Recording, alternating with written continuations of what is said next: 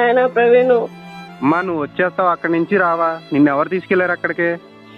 లేదు నాన్న, నువ్వు ఫోన్ వస్తలేదని. అసలు ఫస్ట్ అవ్వాలి. చిన్నప్పటి నుంచి నాన్న చనిపోయిన తర్వాత నుంచి నువ్వు కష్టపడతా నన్ను పెంచావు, నేను సుఖంగా ఉండాలని ఇంతలా చదివించావు.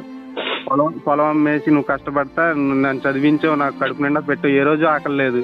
అసలు ఇంతలా చూసుకున్న దాన్ని ఎందుకు వెళ్ళిపోయావు? ఇవాళ ఈ రోజు నాకు పెళ్లి చేసావు, నువ్వు నేను బాగుండాలని చెప్పేసి చుట్టాల పిల్లల్ని తీసుకొచ్చి పెళ్లి చేసావు.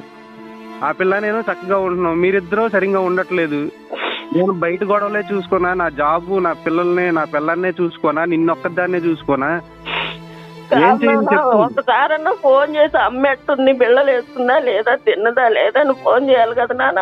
నాకు 100 పనులు ఉంటాయి కదమ్మా. నేను ఒక్కడిని కాదు కదా, నాకు పెళ్ళయి ఉన్నారు, వాళ్ళని చూసుకోవాలి. వాళ్ళనే చూసుకోనా, నా పిల్లన్నే చూసుకోనా, నిన్నే చూసుకోనా?